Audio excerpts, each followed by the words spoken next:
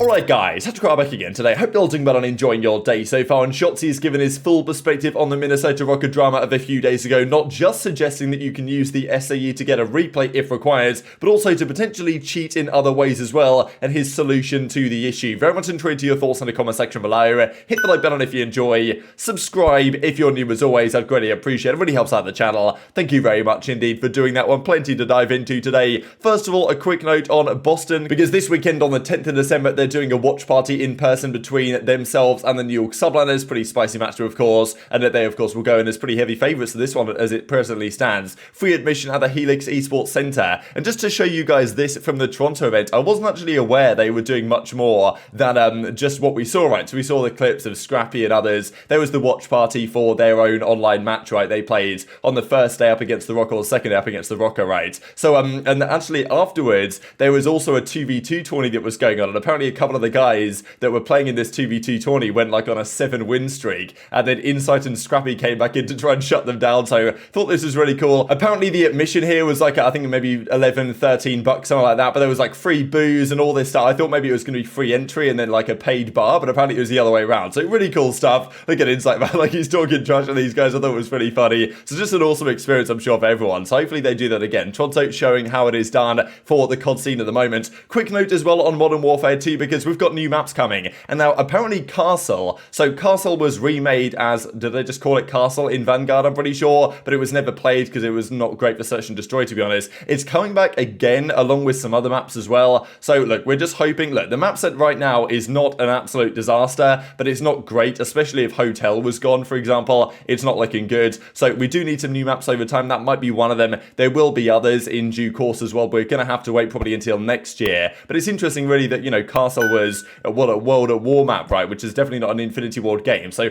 they are starting to bring in maps that weren't from that particular developer in COD history back into the present day. So it gives me some hope that for year 2 we get a really cracking map set, which I think we are going to need, to be perfectly honest. Let's talk viewership then. The numbers have finally come out from this past weekend. This week 1 of the CDL 2023 is the 4th highest viewership we've ever had in the COD League era since really 2019 at the start of 2020. So Modern Warfare 2019 champs was the highest, 331k, Vanguard champs, Cold War champs, and then Modern Warfare 2 Major 1 qualifiers. So that's kind of crazy to think about, right? The only 3 events that have surpassed what we had this past weekend has been the World Championships for every season so far, and even Vanguard Major 1 was there at 157k. So yeah, crazy stuff, to be honest. Really cool to see. This is across the watch parties as well, and we can see some of the highest viewed matches here in a second. OpTic, of course, taking the top spots, 193, 171, and of course, yes, there was the drops, there was the double XP drops that, you know, obviously helped the viewership numbers here, but nonetheless, hopefully some of those people who tune in for the drops will stick around in future. And I mean, look, the fact that FaZe Thieves, great match, but like 170k for an online match here, London LAG 156k is like just kind of crazy to think about. So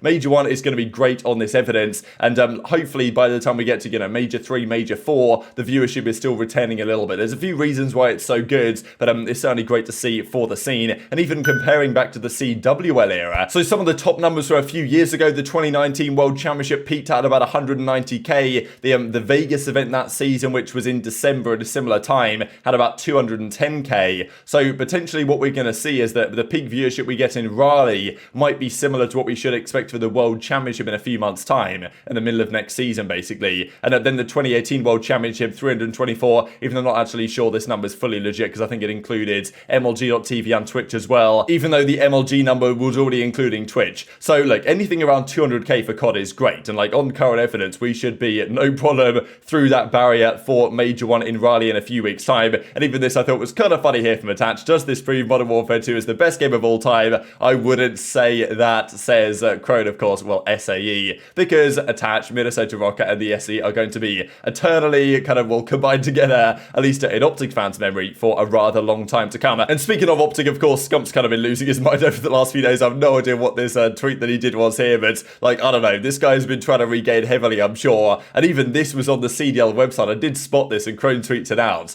that yeah, technically, I suppose, at least in professional play, because there has been some 250 to 0s in, you know, amateur brackets when there's a really good amateur team playing a couple of guys that have just, you know, come together and thought they'd have a good time. There's been some 250 to 0s, but this is officially, according to the website and according to the I suppose, historical records, this will go down as a 250-0 defeat for OpTic, which is kind of crazy to think about. Obviously, it's got a massive asterisk. They didn't even play this map because they forfeited the series by this point. But 100 Thieves, or LA Thieves, after their, 250-14 loss they had on raid to Toronto back in Cold War, they have at least been topped in the CDL era as it stands. And the memes around this are continuing, right? So obviously Rokkr pointing to their other guys that are 2-0, and Boston says we are not the same, which also pretty good. So this meme will eventually get tired, but for now it's still rather entertaining. Now Shotzzy on stream after their match against the Florida Mutineers went on to talk about plenty of things about what's happened so far in the weekend, and also looking back on the SAE issue. We've seen that even Zero, I think, accidentally pulled it out. Now Shotzzy reckons that he's never accidentally done this, and none of his team has ever accidentally done this. The SAE can't be deselected, but it's banned by the pros. The pros don't want to use it for various reasons, one of which being the glitch that happened to Cammy, which forced the replay in controversial circumstances. The other one being an interesting thing that Shotzzy mentions, which is basically that the SAE, the precision SAE, operates kind of like a lightning strike from previous games. When you call it in, you get a ping on your map, you get to see where all the enemies are. That's been a key talking point in previous games where the lightning strike has been a prominent string, especially in Search and Destroy. Use the ping, see where the enemies are, get that information, and then call it in later or at a different time. And the SAE allows you to do this, right? So if you do use it accidentally or on purpose, you get free information as to where the opponents are. And if you get the glitch, you can apparently force a replay by talking to the CDL. And if you don't get the glitch, then you've got that free information. And seemingly it doesn't tell the opponents, because sometimes when you'd pull out the lightning strike iPad thing, the other team would get a notification like, hey, lightning strike inbound, so they'd know that they'd been pinged. Apparently that's not the case in this game. We need to do something with streaks, bro, because one, I've never pulled out the SAE on accident. I'm not gonna lie, bro. It's just the SAE has always been up top, and your actual streak that you're able to use has always been on the right. I've never ever used my SAE on accident. I don't even think my teammates have it either. So with that being said, bro, if someone accidentally takes it out, one, they have a scan. You literally pull it out and you look at your mini map, you see exactly where they're at. And two, all I'm trying to say, bro, is that we need to take it out, bro. It's just cheese, bro. I just can't take streaks serious, dude. They literally, the precision airstrike goes through walls and the crews get stopped by trophies. I don't understand why we're playing with streaks, bro. It is nothing but a mess up. For example, right? Let's say in S&D, you have a precision SAE. You could accidentally pull out your SAE and get and have a ping. And I understand that there is a glitch where you pull out your SAE and you're not able to get out of it until 5 or whatever seconds. I forget how long it is. But why do we have it in if someone could accidentally pull out their SAE? And on top of that, I'm pretty sure we don't even let's just say the observer is watching CleanX, right? But let's say Caesar has the full streaks, right?